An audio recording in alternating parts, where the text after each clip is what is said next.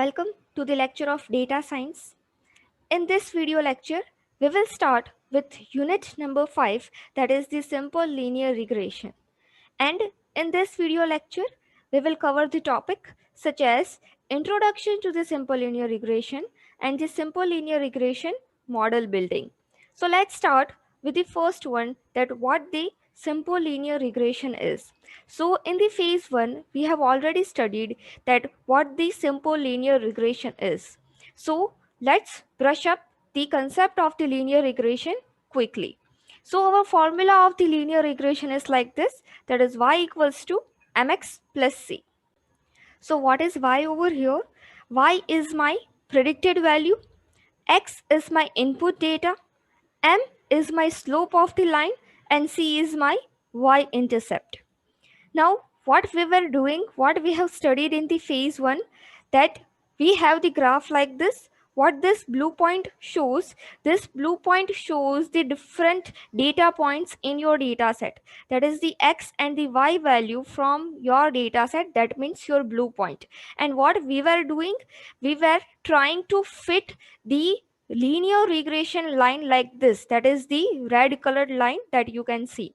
So there are so many options available to draw the linear regression line, but what we have to find, we have to find that from all these different options, which is the best fitted line for my data points. So which line will fit as my best line for my data points, that I have to find. So what are the parameters? The x and y values are given in the data set. So this particular linear regression line depends on the parameters, that is my slope and the y-intercept parameters. So what is the intercept? The intercept means from where your line starts. So you can see this different lines. So this particular line starts from here, then you can see the second option starts from here, the third option starts from here. So what is the y-intercept of the line? That is from where the line starts, from the -2 over here, it starts from 0, or it starts from 2, or it starts from 4. So from where I want to start my line, that is my y-intercept. What is the slope of the line? So slope of the line means in which degree you want the line as the inclined one. Suppose I have fixed that my y-intercept is 2, then from this particular point I can draw so many lines like this also, like this, in this direction, and like this. So what is the degree of that line, how the inclination of that line should be? So that is decided by slope. So you can see over here that for this red lines there are various different slopes available. So this particular linear regression line depends on the parameters, that is the slope and the y-intercept parameter. So we have to find the parameters in such a way that we can find the best fit line from our data points. So what we have seen, that we are splitting our data set into two parts, that is the train data and the test data. So the train data is of the 70% or the 80%. In a corresponding way, you can write the test data, that is the 20% or the 30%. So if the train data is 70%, the test data will be of 30%. Over here the train data, it is of 80%. So the test data, it will be of 20%. So in the train data, the given values are the values of x and y. So you can draw the blue points like this. And what you have to find, that you have to find the parameters, that is the slope and the intercept from the training data set. And in the test data, you have only the value of x, that is the given value is only x, and you have the slope and the intercept values. So where this value came from, it came from here. So whatever values of the slope and intercept that you have found in the train data, that values we are using in the test data to draw a line. So in the test data we have three different values, that is the value of x, the value of the slope, and the value of the intercept. So what we are doing over here, that we are finding the value of y in the test data. So what is the value of y? The value of y is mx plus c. It means This is my red line. It shows my red line in my test data. So in the test data, you have two different values, that is the actual y value and the predicted y value that you have found using the formula, that is y equals to mx plus c. So you can find out the error, that is the difference between the actual y value and the predicted y value. So this is how we have done in the phase 1, that is the simple linear regression. So let's start with the introduction of the simple linear regression. So the regression is one of the most important techniques in the predictive analytics. Why the predictive analytics? Because over here we are predicting something, we are predicting the value of y. So it is the part of the predictive analytics. So it can solve the many prediction problems. One of the it is this particular simple linear regression is one of the supervised learning algorithm. So what is the supervised learning algorithm? What is the unsupervised learning algorithm? That we have already studied in the unit number 1. So you can find the link of the unit number 1, that is the lecture number 3, in the YouTube video above. It is showing the link, so you can click on that. If you have forgot, then just refer that video, and then you can come back to this particular video, that what the supervised learning algorithm is. So I'm giving a brief overview. So what is the supervised learning algorithm?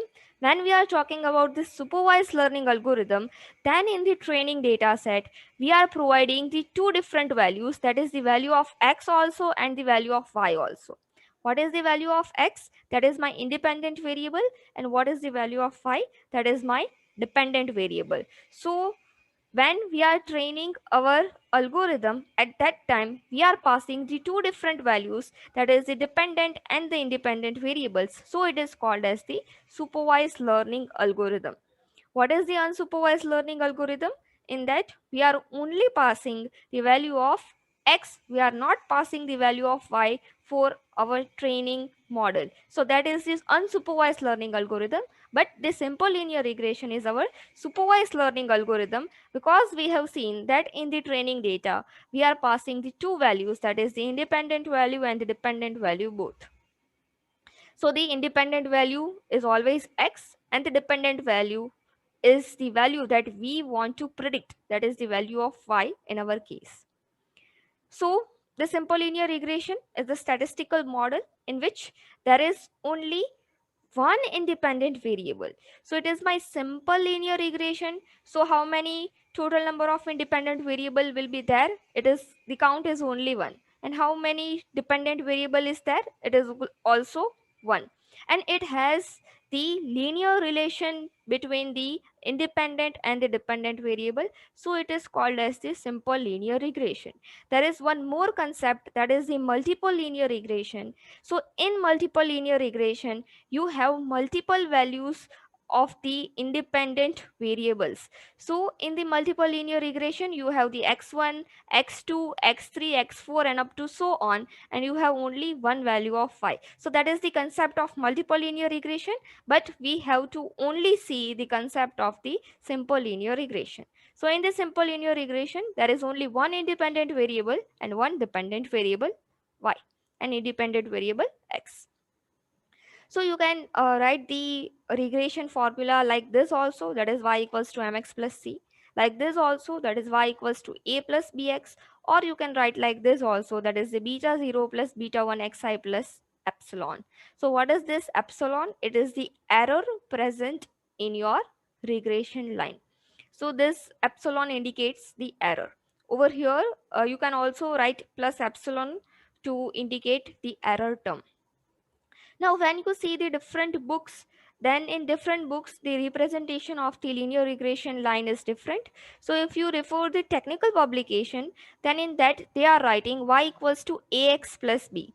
So wherever your independent variable is, the coefficient of that will be your slope, and wherever the constant is, that will be your y-intercept. So if your line regression line value is like this, that is y equals to ax plus b, then a will be your slope in that case and b will be your intercept. But in this case, b is my slope and a is my intercept. So don't get confused between that.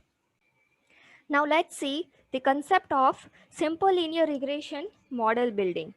So we have already seen all these steps, that is the framework of the SLR model development. So when in exam, if there is a theory exam and when it is asked that write a short note on the simple linear regression model building, then you have to draw this particular diagram and you have to explain each and every step. So we have discussed each and every step. So how to write that? So this is just the example that how to write the answer. So the first step is to collect and the extract data. So in the first step in the building of a regression model is to collect and the extract the data from the different sources. So you have to do the data collection. You can also do the data collection from the ERP systems. So from the various different sources, you can collect the data and you can extract the data as per your requirement. Once we have found the data set, then the step 2 is to pre-process the data. Why to pre-process the data? So if there are some missing values present in the data set, then we have to handle such missing values. Because if we can't, if we are not dealing with the missing data, then what will happen? Whatever your predicted value is, that will be your wrong value. So the model will give us some wrong values, some wrong analysis. So to avoid that, we have to deal with the missing data. So for the reliability, completeness and usefulness, we are pre-processing the data. How we are pre-processing the data? This is one of the example.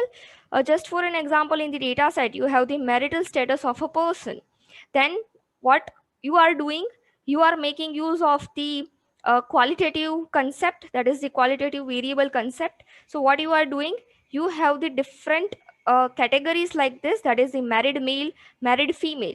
So you are coding this married male as 1, married female as 2, divorced male as 3, and divorced female as 4, and etc. So what we are doing, instead of the different textual categories, we are replacing some numbers with it. So this concept we have already seen in the phase 1, that instead of the text categorical data, we are replacing it with some numbers. Then the step 3 is to divide the data into training and the validation data sets. It means we are splitting our data into the train and the test set. So that is the 70 or the 80% you can do.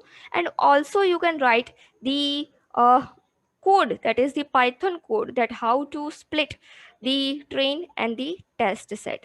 So you can write, that is the train test split function like this. Then comes the step number 4, that is perform the descriptive analytics. So over here, what you are doing, that you are analyzing that which type of data is present in your data set. So you are understanding the data using the descriptive analytics techniques. So for that, you are drawing a box plot to see whether the outliers are present in the data set or not. So we already know that the box plot shows the different outliers. The histogram does not show the outliers so accurately to us.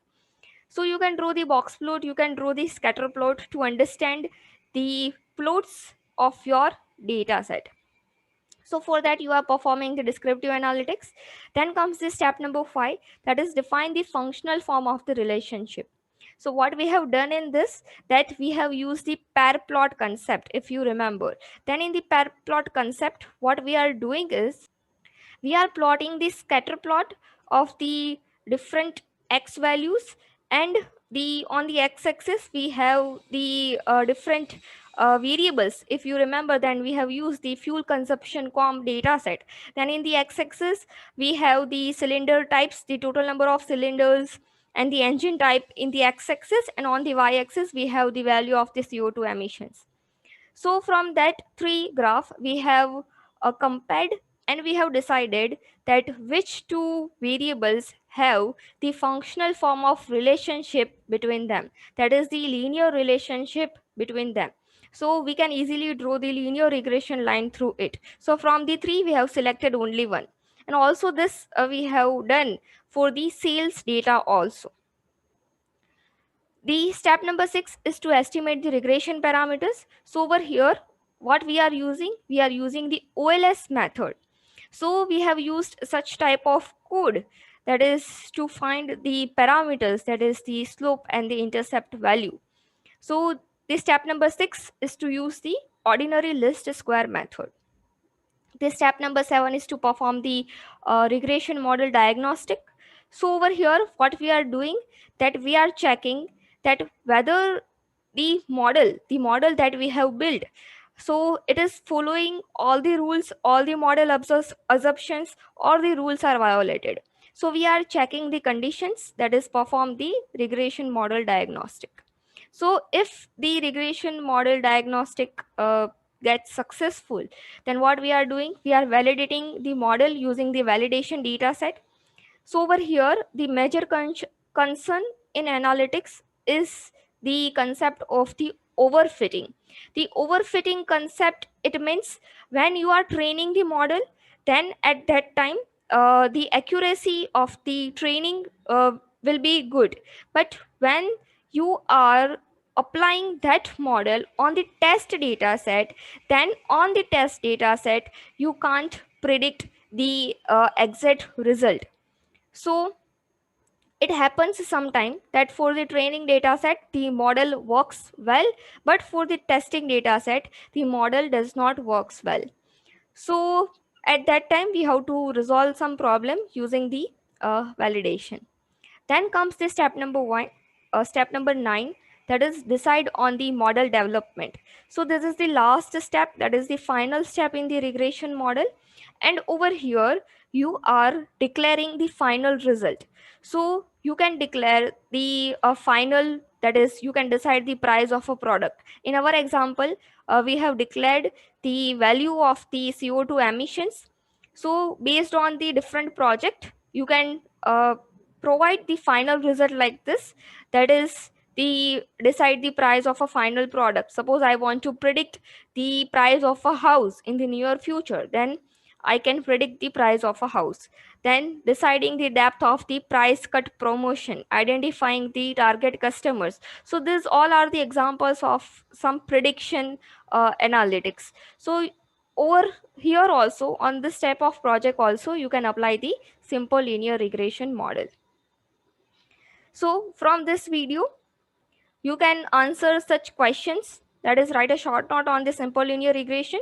So you have to explain the introduction part, the formula, what the formula contains, and how the simple linear regression works. That what we are doing in the simple linear regression, we are fitting the line. Write down the steps included in the simple linear regression model building. So you have to draw the diagram of the 9 different steps and you have to explain that 9 different steps. So for from this unit number 5, I will recommend to use the technical publication for the unit number 5, 6 and 7. The before units, that is from 1 to 4, you can use any book that you find convenient according to you. So I have already uploaded from unit number 1 to 4 the scan copy of the business analytics book, and if you wish then I can also share the technical publication concept related to the unit number 5. So keeping it till here, thank you all.